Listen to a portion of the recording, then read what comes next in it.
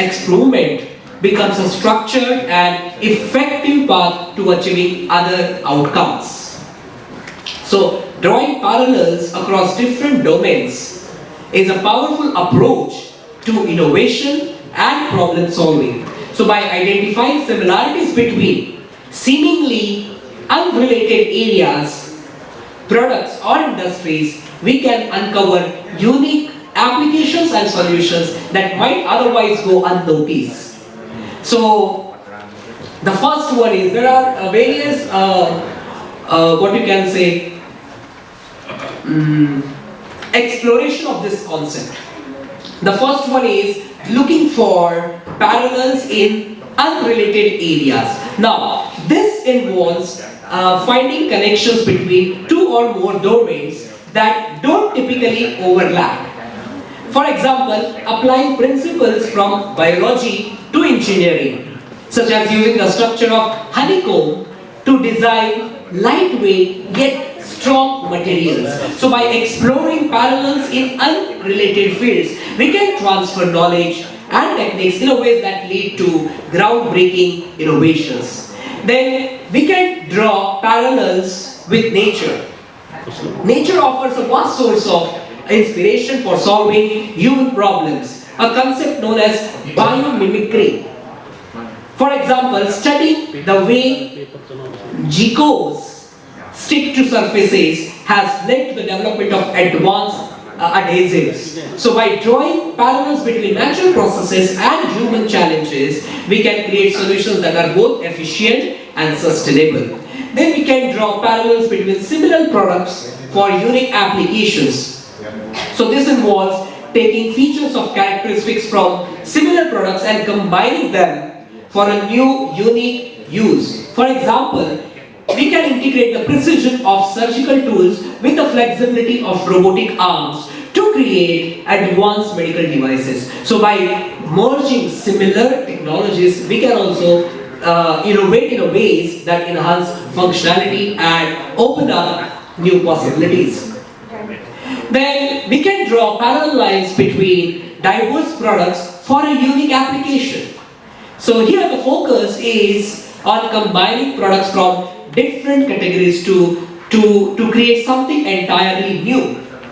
So an example could be merging the portability of smartphones with the computational power of laptops to develop powerful portable computing devices, which we are nowadays use, tablets. So this approach allows for the creation of hybrid products that offer the best of both worlds, often leading to disruptive innovations. So drawing parallels across different areas, products and industries is a very creative and strategic approach to innovation. It involves identifying similarities and applying concepts from one domain to another, leading to unique applications and solutions. So this particular method, experiment, not only encourages creativity, but also drives process by combining knowledge and techniques in novel ways. You know, there are three terms which I learned from my guru: information, knowledge, and wisdom.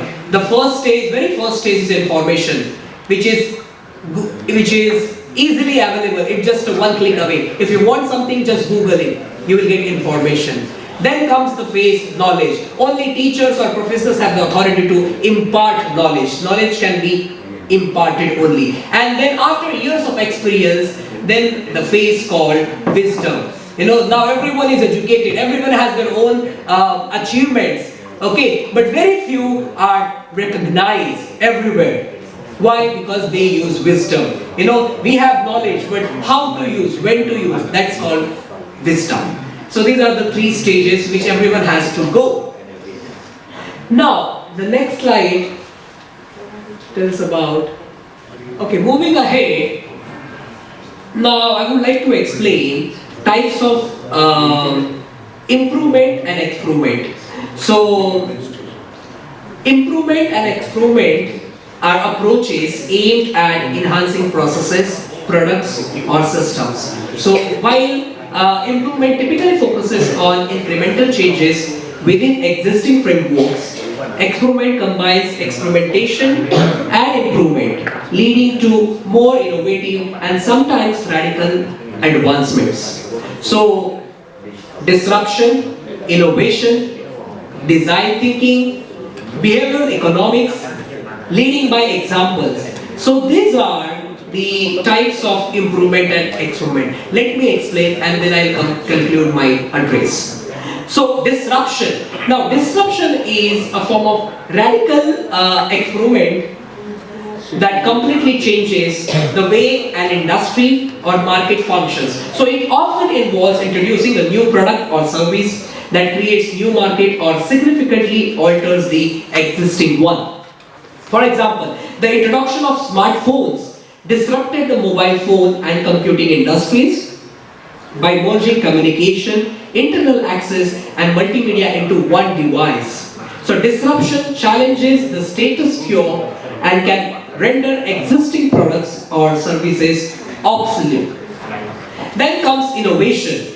Innovation refers to the creation and application of new ideas, processes or products that bring significant improvements. So it can be both incremental, which is small continuous improvement, and radical, which is groundbreaking changes. So an example of incremental innovation is the gradual enhancement in car safety features, while a radical innovation might be the development of electric vehicles. So innovation is often driven by the need to solve problems in new ways and can occur within existing frameworks or create entirely new ones.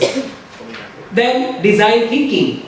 So design thinking is a human-centered approach to problem solving that emphasizes understanding users' needs, prototyping and testing. It is a form of experiment that involves iterative ways or cycles of research, ideation and experimentation. For example, in product development, design thinking might involve creating multiple prototypes, gathering user feedback, and refining the product based on that feedback.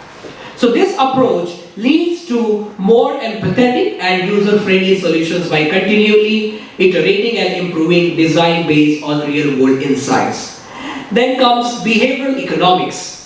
Now, behavioral economics applies insights from psychology and economics to understand and influence decision-making processes. So it's a type of experiment that focuses on improving outcomes by designing interventions, which is nudges that guide behavior in subtle but effective ways. For example, automatically enrolling employees in retirement saving plans with an opt-out option significantly increases participation rates. So behavioral economics improves decision-making and outcomes by using human behavior's predictability and designing systems that align with natural tendencies. And the last and very first very